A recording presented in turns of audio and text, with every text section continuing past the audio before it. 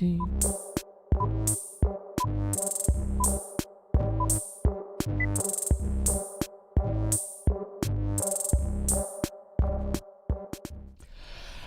going on, guys? It's Friday, and that means the Movie Idiot Show. Now, you guys may be wondering, if you're regular viewers of the Movie Idiot Show, what's going on, Mike? It's 5:30 p.m. Central Standard Time. Normally, we do this show at 9 a.m. Central Standard Time on Fridays. Well, I'll give you a little behind-the-scenes inside baseball. Two things. One, there really wasn't a whole lot of big movie and TV news this week. So I figured, you know what, I'd kind of waited out the day today and see if any major news broke. So we'd have some extra stuff to talk about, which nothing really did. So that's fine. Hi, Cordova. And then the second is, honestly, guys, I got home from work. I work overnights, as many of you know, so I got home from work and I was exhausted. So I was like, you know what? I'm just going to watch Mando one more time, and then I'll start the show from there. So that's what's going on. That's why we're doing 5:30 today instead of 9 a.m. But normally, the Movie Idiot Show is 9 a.m. Central Standard Time every Friday. And what is the Movie Idiot Show? Well, I'm glad you asked, even though you didn't. The Movie Idiot Show is a show where we talk all things TV, movies, that kind of stuff, entertainment, behind the scenes, directors, actors, all that fun stuff. And we talk about it all live right here on Twitch, on YouTube, and on Facebook Live. You can find me on Facebook Live at Movie Idiot 1. You can find me on Twitter at Movie Idiot 1. On YouTube, Movie Idiot, and then on Twitch, Movie Idiot as well. So that's all the areas that I'm at. You guys can interact with the show live, of course. Hit me up in the comments section below, like Cordova did. She hit me up there. So make sure you hit me up in the comments section too if you guys want to interact with the show. Or the best way to interact with the show, of course, is this guy right here, the tip link, streamlabs.com/movieidiot. You can find that down in the comments, or in the description section of this video. And when you use the tip link to interact with the show, you're supporting the show and supporting the channel, and I really appreciate that. And of course, one last business thing before we get started with our main topics.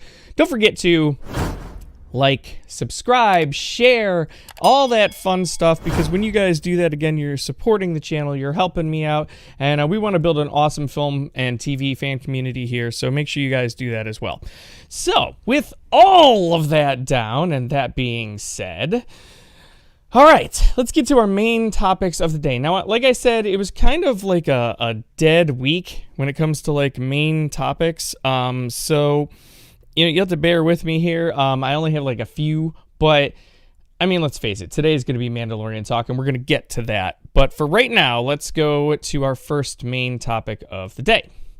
And first main topic is this. Deadpool 3, Marvel Studios and Ryan Reynolds tap the Molyneux sisters to pen the sequel. So, the Molyneux, now, if I'm butchering this name, I'm really sorry. I'm not that familiar with these ladies and their work, so you'll have to bear with me on that. But, sorry, doing like multiple things at once, my bad. So the Molyneux sisters do Bob's Burgers. So if you guys have watched Bob's Burgers on TV, they pen that. Now, what this also means is that the writers of Deadpool 1 and 2 will not be back. They will not be back for the sequel. I think that's a huge deal, in my opinion. I'm kind of shocked on that, actually, because I mean, Deadpool 1 and 2 were so great. I'm shocked that they didn't bring in the writers from Deadpool 1 and 2, but they did not, and they decided not to go that route, and it is what it is. Yeah, so what do you guys think? I'm a little skeptical. First of all, I'm not a big fan of Bob's Burgers, really. I think the show is just okay at best. And I know that I'm probably in the minority on that. But I feel like that show is just average.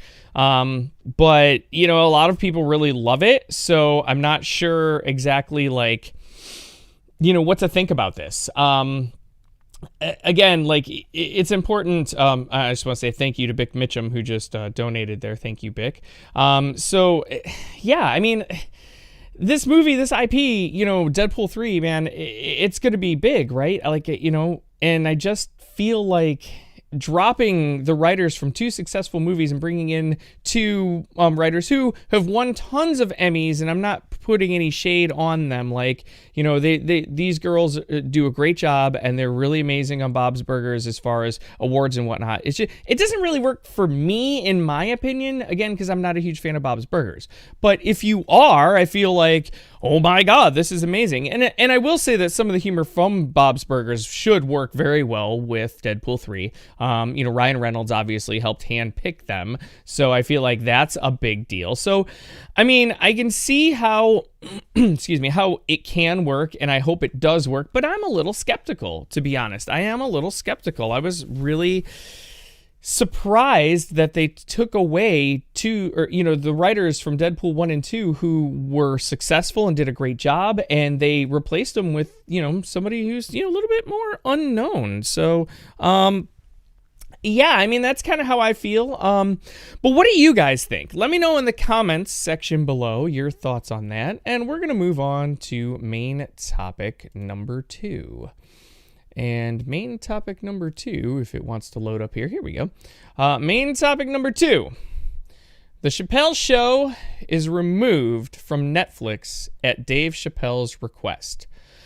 Excuse me. So, yeah.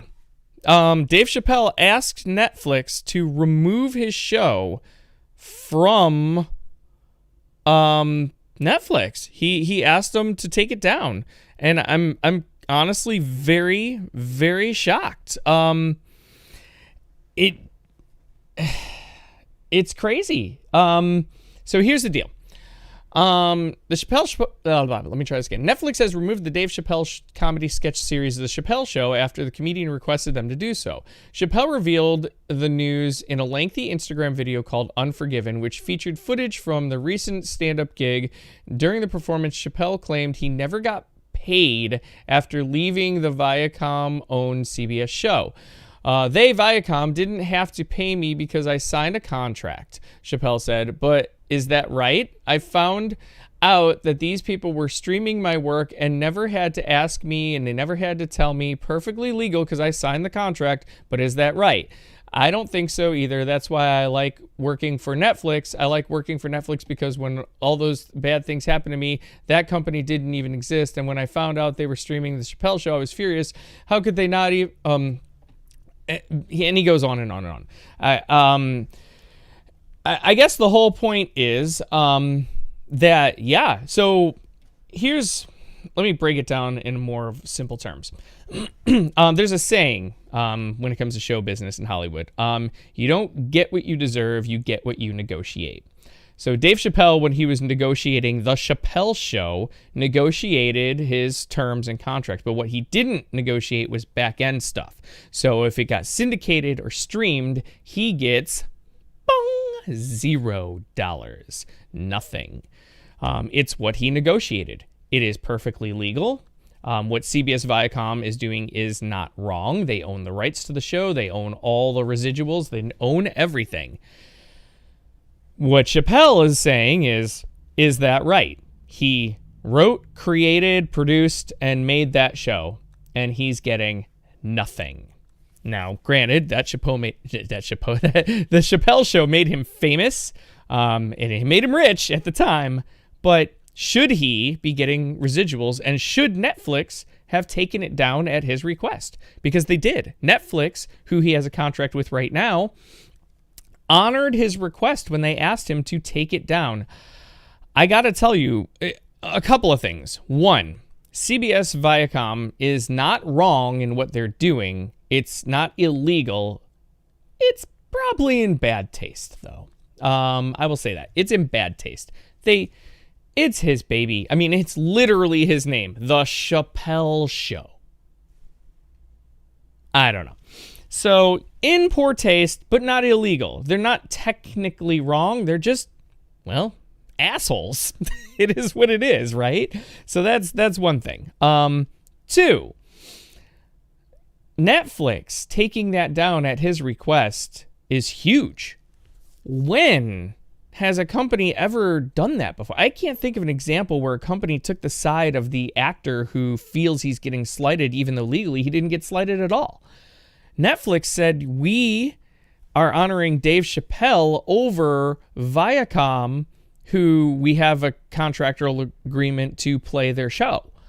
That's huge. That's a big deal. I'm kind of shocked because that just doesn't happen. So I don't know, guys. What do you guys think? Do you think that Netflix did the right thing in taking down the show? Do you think CBS Viacom is in the right because they are not paying Dave for the show? Do you think Dave Chappelle's in the right in insisting that he gets paid? Let me know in the comments below your guys' thoughts on that, and we're gonna move on to the next main topic. And our next main topic, this is it. This is the one right here. Let's face it. It's Friday. It's Mandalorian Day. This is what we do, right? This is the way. But this particular week, now I've known for a little while, just due to some insider talk and whatnot, that, most likely this week we were going to get Ahsoka Tano. And this is not a spoiler because everybody knew Ahsoka Tano was going to be in Mandalorian season 2 at some point. So that's not a spoiler. And I will not drop any spoilers on this. So we did get Ahsoka Tano. It happened. She's here. That was supposed to be the big thing. And we did. And here we go. So let me just give you guys a little screenshot here. There is Ahsoka. Actually, let's go full view so you can get the full picture. There's Ahsoka with Baby Yoda. So we got Ahsoka. Oh my God. First of all, Rosario Dawson as Ahsoka Tano killed it. She killed it. Man, did she literally... Because Ahsoka Tano, if all of you don't know, is a character from Clone Wars and Rebels, which are animated shows in Star Wars. So she brought an animated character to life perfectly. Now, Ahsoka Tano in Clone Wars is a young woman, a young girl. Ahsoka Tano in Rebels is a bit older, and you can see the maturation. This is an even older Ahsoka Tano, and you can see, she really brings a maturity to the character, and she brought it to life perfectly. She was phenomenal. So bravo, Rosario Dawson, first of all. That's the first thing I have to say. The second thing, we knew this episode was going to be directed by Dave Filoni. It had to be. He's the one who created Ahsoka Tano. He's the one who did Clone Wars. He's the one who did Rebels. You knew he was going to be coming out. Now, I have said before, and you guys heard me criticize Dave Filoni, I feel like he has a complete love affair with Ahsoka Tano. Overly so. And, I'm critical of some of his work with Clone Wars and Rebels. And, he has come up with some of the best content you'll ever see in Clone Wars and Rebels. Some of the episodes are top-notch amazing. It's always been up and down with Dave Filoni. Last season 1 of Mandalorian, Dave Filoni, I felt directed the worst episodes of the show. I felt like his episodes were the worst. So there's that. I also said, and I'm on record saying, when I saw the behind-the-scenes thing of Mandalorian, that I felt like Dave Filoni has the right attitude. He said, he's like, look, I've never done live action. This is my first time doing this. I am learning so much from Jon Favreau. I'm learning so much from Deborah Chow. I'm learning so much from Taika Waititi. And I was impressed by that because basically what it told me is Dave Filoni wants to learn and wants to get better. Well, I'm here to tell you as a man who has criticized Dave Filoni repeatedly about his work, he crushed it.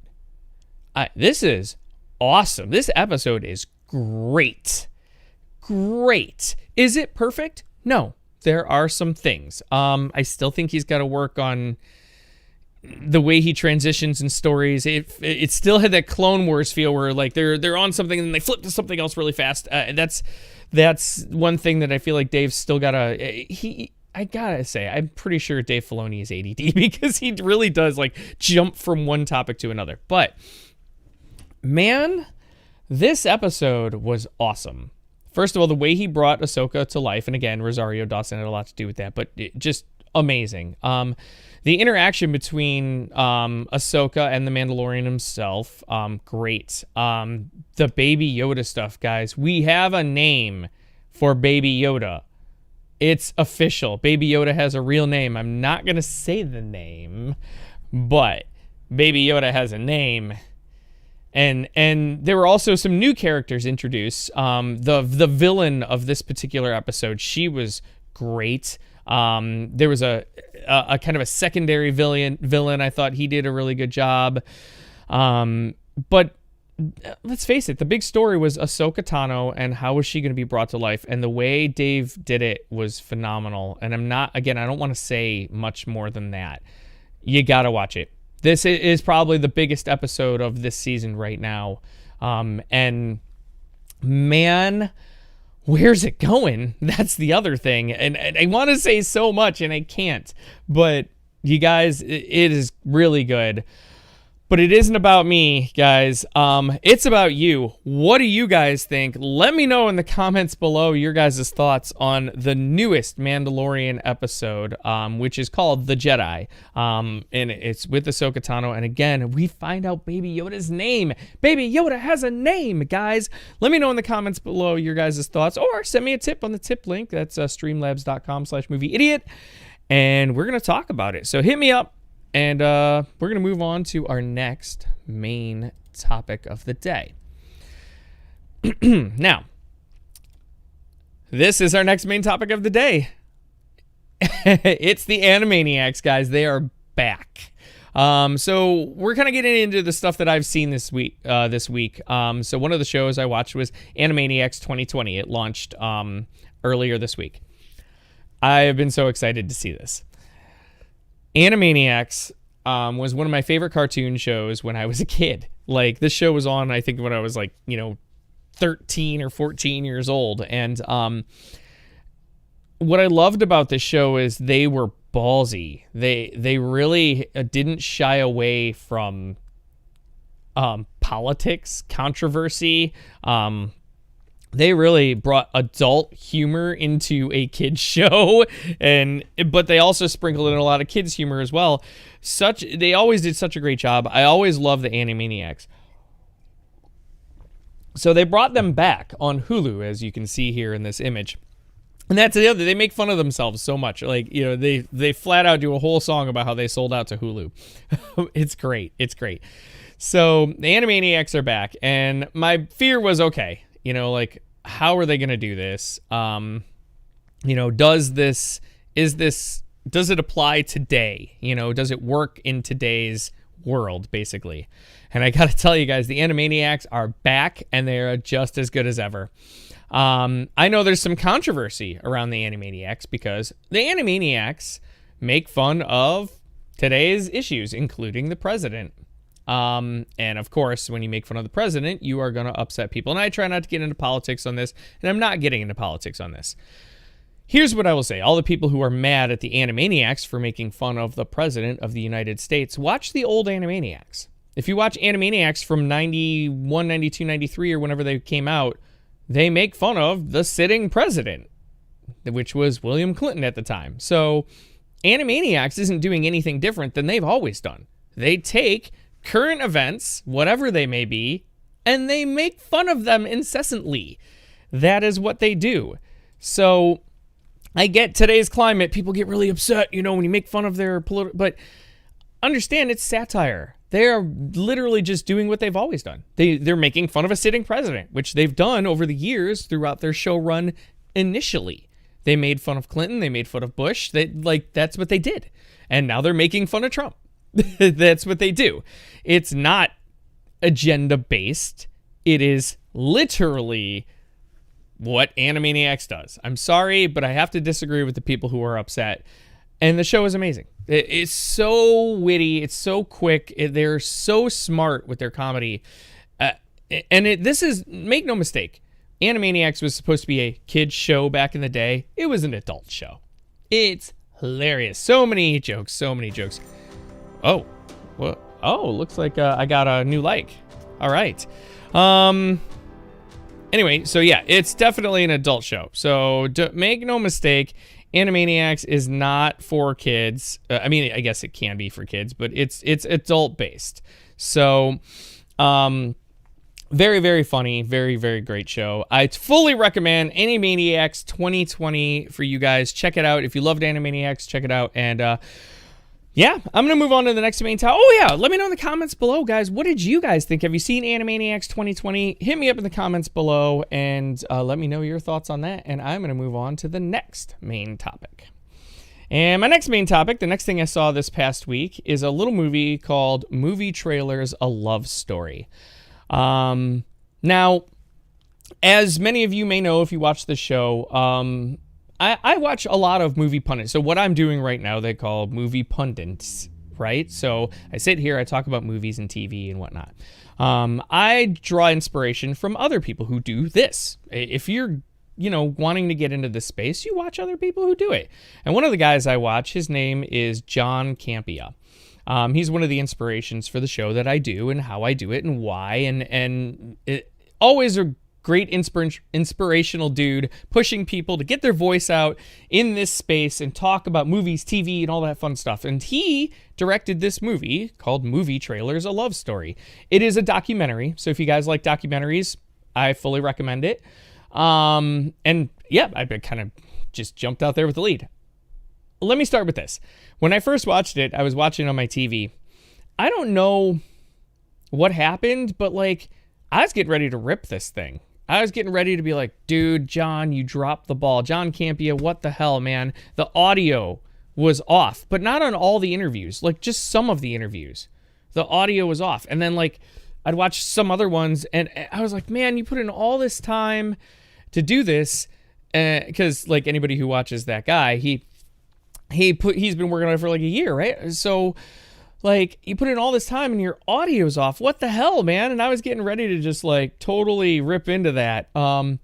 And I was like, you know what? Before I rip into this, maybe I should go back. What's up, Joe Ramsey, by the way? Good to see you on there, man.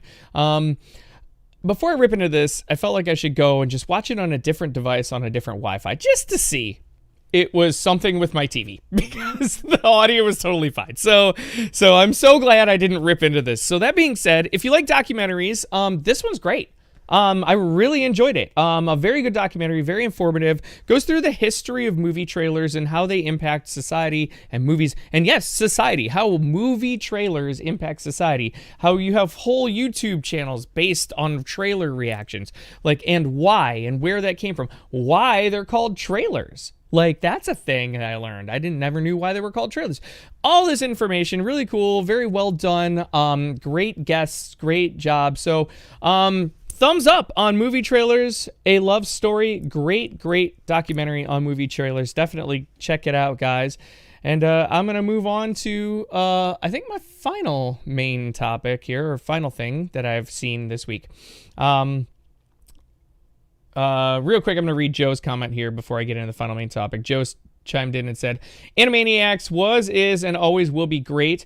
Witty, satirical, topical, and educational. What more can you ask for? Dude, exactly. I wholeheartedly agree, Joe. Great comment, man. Great comment. All right, so that being said, let's go into our final main topic. The last thing I watched is The Christmas Chronicles 2, which is on Netflix.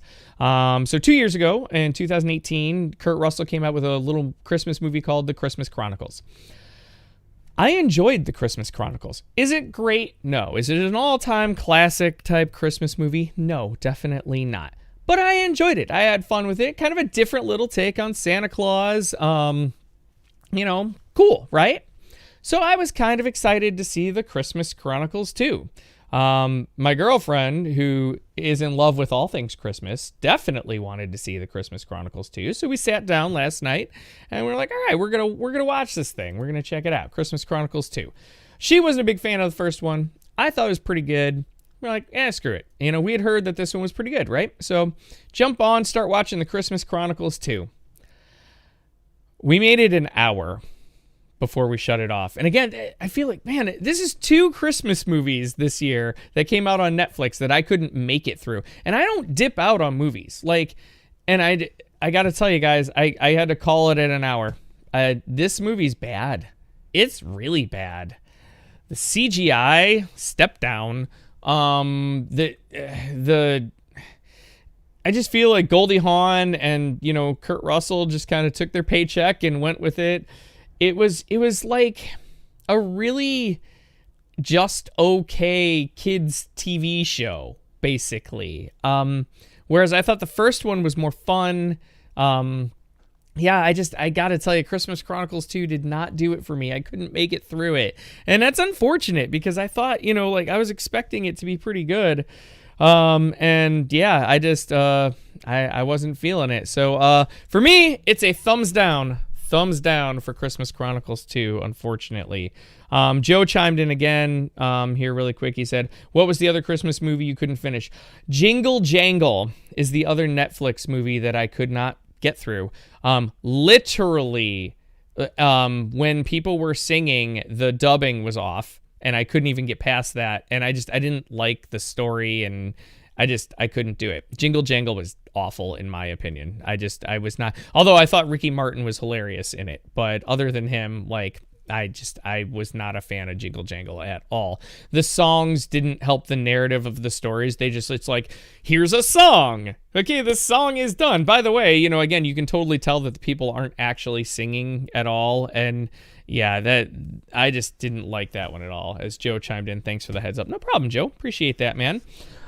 So that rounds out everything I've seen for this week. And I'm going to start getting into all of your guys' comments here. And I have a few tip comments again. So, again, a couple of ways you can interact with the show. We're doing live comments now, so you can do what Joe's doing and comments in the comment section below on the YouTube stream, on the Facebook stream, or on the Twitch stream. Whatever works for you, just comment below, and we can talk all this fun stuff that I dropped on you guys today. Or, of course, again, as I always say, the best way to comment and to interact with the show is streamlabs.com/movieidiot, because when you use the tip link, you're supporting the show, you're supporting the channel. And for some reason, my watch is having trouble hearing me. Go figure. But yeah, when you use tip link, you're supporting the show, you're supporting the channel, and we're trying to build an awesome channel and community here where we can all hang out. So that being said, let's get to our tip comments today. I got three of them. So first one comes 4 days ago. Oh yeah, by the way, the tip link is also 24/7. You can comment 24/7 on the tip link. So if you're sitting there on like a Tuesday and you're like, hey man, I think I'm gonna send in a comment to Mike, you know, oh my god, I saw this movie trailer, you know, go ahead, hit me up, like this guy did here. He comes in as Old Person Donated, and he said, maybe I'm old, but I just feel like today's movies suck. All the MCU stuff and Star Wars and things like Jumanji remakes are just terrible. I miss the classics of the 80s. I gotta tell you, dude, you're old. That's my opinion. That's my opinion. You're old, because I don't agree. Well, I do feel like movies in the 80s and had more narrative-driven story. True. I have to disagree, and especially some of the stuff you've listed here. The MCU, I think, is amazing. I love what the MCU does. I'm a huge fan of the MCU. Star Wars, I kind of get. The Star Wars sequels, especially, well, I love The Force Awakens. The other two gradually went downward. And then, like, you know, Rise of Skywalker was like, oh, here's Star Wars stuff, here's Star Wars stuff, here's Star Wars stuff. Forget story. We're not going to do that. So I'll give you Star Wars. But then again, if you watch Mandalorian, fully disagree. Mandalorian is very story-driven, and it's great. So I kind of half agree with that one, I guess. And the Jumanji remakes, man, what is with the hate on the Jumanji remakes? I get it. Dude, Robin Williams is my favorite actor of all time. I love him. He is absolutely my favorite, without a doubt. And nothing can replace the first Jumanji movie. That being said, the new Jumanji movies aren't sequels to that. I mean, they make one little reference in it. But other than that, they're not sequels. They're just reimaginings. And they do a really good job. And I think they get a lot of hate because they're not Robin Williams. Nobody is Robin Williams. That doesn't mean those movies are bad. Sometimes we as fans, man, there's an expression I love to use. Expectation is the mother of all disappointment, okay? If you go into something expecting something like Robin Williams' performance in Jumanji, you're going to be disappointed. I mean, that's like walking into a basketball arena and expecting somebody to be Michael Jordan. You're going to be disappointed by like 99.99999% of the human population, okay?